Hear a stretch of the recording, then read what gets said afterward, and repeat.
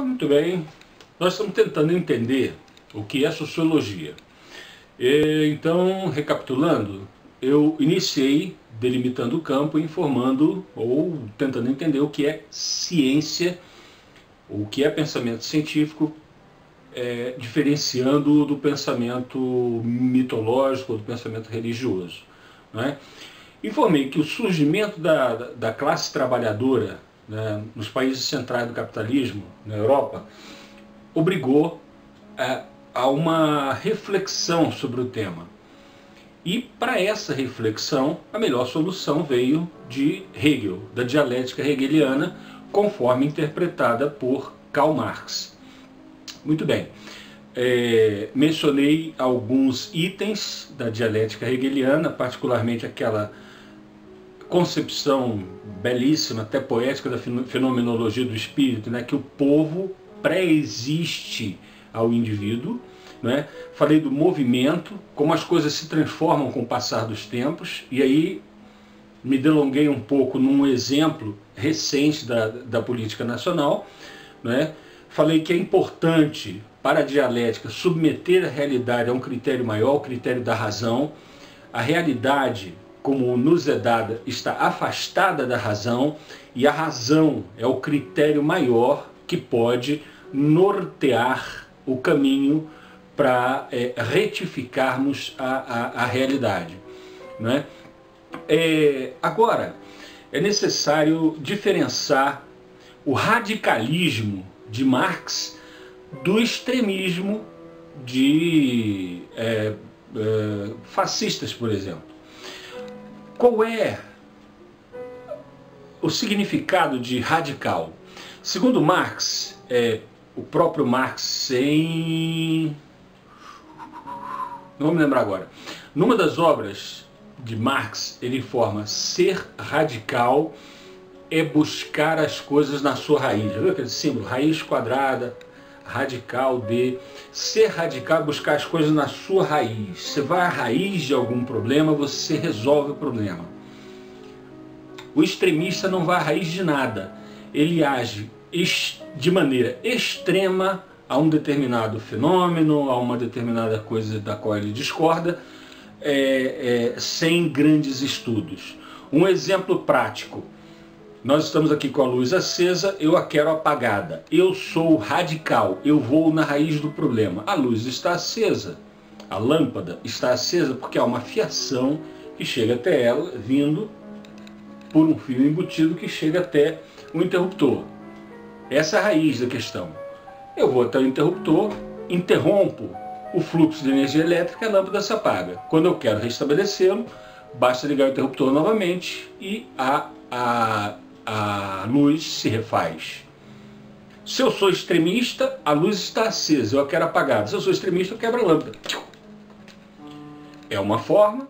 Sim, é uma forma imbecil. Eu acredito seriamente que a grande diferença entre radical e extremista está na ausência de inteligência num dos lados, né? E, infelizmente, a propaganda contra os radicais, que é muito antiga, ela acabou assemelhando o radical ao extremista para que as pessoas se distanciem dos radicais. Dia desses, conversando com amigos, eu disse do meu radicalismo humanista, da importância de ser radicalmente humanista, de ser radicalmente racional. E com as poucas pessoas com quem eu falei sobre isso, pareciam termos antitéticos para elas. Ser radical, na cabeça da maioria das pessoas, é porra louquice, é sair fazendo doideira. E ser humanista é o contrário, né? Uma coisa é sair fazendo loucura, amarrando bomba, tal. Outra coisa é ser racional. Então, quando eu falo ser radicalmente racional, soou como termos antitéticos porque associaram a expressão radical a terrorista amarrando bomba no corpo. Nada a ver. Aqueles caras são extremistas.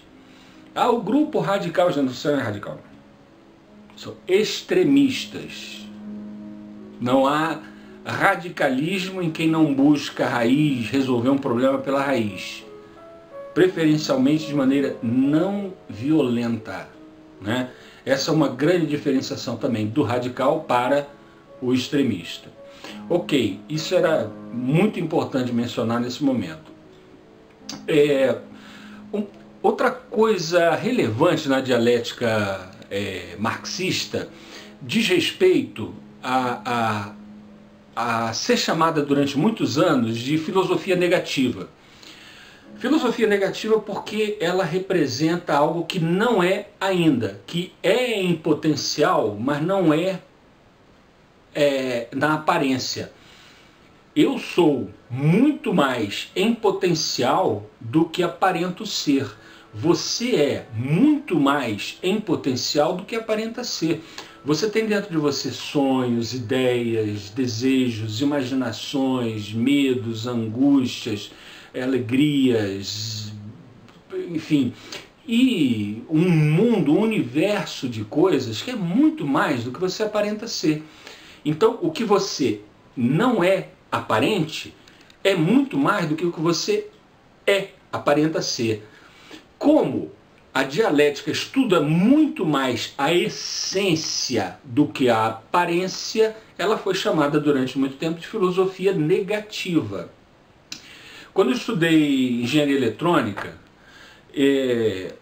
eu me lembro que havia uma equação, já me esqueci, talvez consultando os cadernos me recordo. Havia uma equação para calcular qual a quantidade do iceberg fica imersa e qual a quantidade do iceberg fica submersa na água, não é? Tem a densidade, aqueles cálculos todos, né? Enfim, o resultado final é o seguinte, eu me lembro,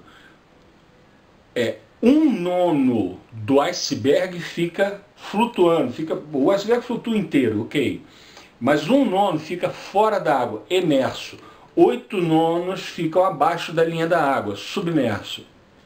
Quer ver uma experiência legal para você fazer isso? Uma noite você estiver tomando uísque, ou vodka, ou guaraná, ou água mineral, você pega um copo, pega um cubinho de gelo e põe, espera acalmar, olha, você vê que fica 1/9 do gelo acima da linha de água, 8/9 abaixo da linha de água. Esse é bem o exemplo da dialética, né? É bem o exemplo do que não é aparente, que é mais em potencial, mas não é aparente. Esse é o sentido, esse é o significado da filosofia negativa. Por que a dialética marxista foi chamada de filosofia negativa, né?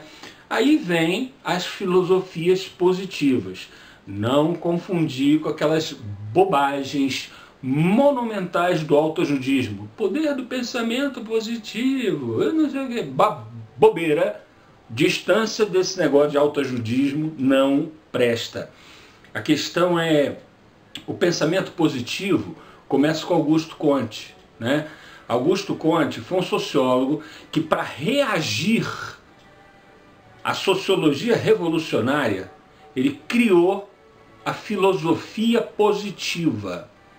Criou a filosofia positiva, que não vai tratar da essência, vai tratar da aparência, vai tratar do que é perceptível, do que está palpável, né? Esse lidar com a realidade tal qual é, e não como gostaríamos que fosse ou como ela poderia ser em potencial, é a característica da filosofia positiva. Tem méritos, tem grandeza em humanismo, mas sofre de um pecado capital, quer manter as coisas como estão. Nós não queremos manter as coisas como estão porque não estão interessantes para a maioria dos seres humanos. E por ilação não estão interessantes para todos.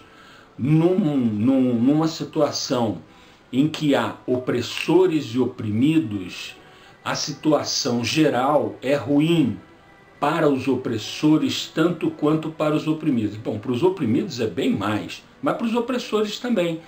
Olha hoje aqui, os opressores precisam viver enjaulados, encarcerados, eles saem de seus apartamentos blindados, em carros blindados, com coletes à prova de bala, cercados de guarda-costas, perdem a privacidade e ainda assim correm muito risco, porque a turba de despossuídos é cada vez maior e leva a risco a vida deles, né? Então, imaginar que somos isolados é ilusório. Tem que se tratar do povo como um todo. Essa questão de manter a situação como está, que é o pecado capital do positivismo, não serve, não nos é útil.